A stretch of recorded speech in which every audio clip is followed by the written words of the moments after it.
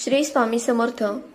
गुढीपाडवा आणि प्रभू श्रीरामांच्या विजयाची गाथा यावरती मी तुम्हाला आजची गुढीपाडवा का आपण साजरा करतो, नवीन वर्षाची सुरुवात का गुढीपाडव्यापासून करतो याबद्दलची मी तुम्हाला एक प्रभू श्रीरामांबद्दल छोटीशी कथा सांगते. हिंदू संस्कृतीतील 3.5 मुहूर्तांपैकी एक आणि आपल्या मराठी नववर्षाची दिमाखदार सुरुवात म्हणजे गुढीपाडवा. आपण दरवर्षी गुढी उभारतो, गोडधोड करतो, पण या गुढीचा आणि प्रभू श्रीरामांचा काय संबंध आहे? प्रभू रामचंद्रांच्या अयोध्येतील पुन्हा आगमनाची ती पौराणिक कथा आणि विजय गाथा, ज्यामुळे आजही आपण घरोघरी विजयाची गुढी उभी करतो.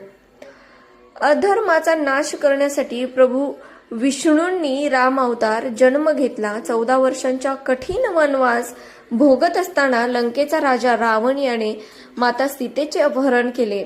प्रभू रामांनी वानर सेनेच्या मदतीने समुद्रावरती सेतू बांधला आणि रावणाशी तुंबळ युद्ध केले.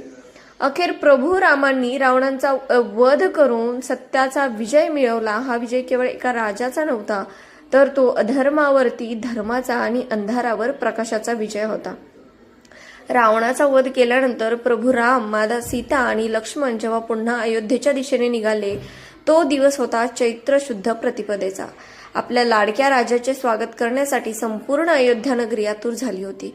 14 वर्षानंतर राम परत येणार म्हणून प्रजेने संपूर्ण नगरी फुलांनी आणि दिव्यांनी सजवली होती. अयोध्येतील जनतेने प्रभू रामांच्या स्वागतासाठी घराघरांसमोर उंच बांबूच्या काठ्यांवरती रेशमी वस्त्रे बांधली, त्याच्यावरती तांब्या उपडा ठेवला आणि विजय ध्वजाचे प्रतीक म्हणून ते उभारलं गेलं.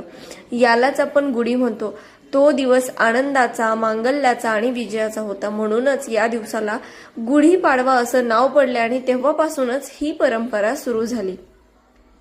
आपण जी गुढी उभारतो त्यातील प्रत्येक गोष्टीला प्रभू रामांच्या गुणांशी जोडलं जातं. उंच काठी म्हणजे प्रभू रामांच्या आढळ ध्येयाचे प्रतीक, कडुलिंबाची पाने म्हणजे कठीण प्रसंगातही संयम राखणे, आणि साखरेची गाठी म्हणजे विजयानंतरचा गोडवा, आणि तांब्याचा कलश म्हणजे यशाचे शिखर.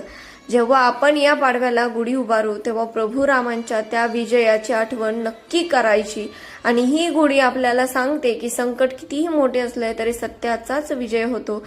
तुम्हा सर्वांना हिंदू नववर्षाच्या मनापासून शुभेच्छा. जर तुम्हाला हा व्हिडिओ आवडला असेल तर लाईक, शेअर करा आणि चॅनलला सबस्क्राईब करा.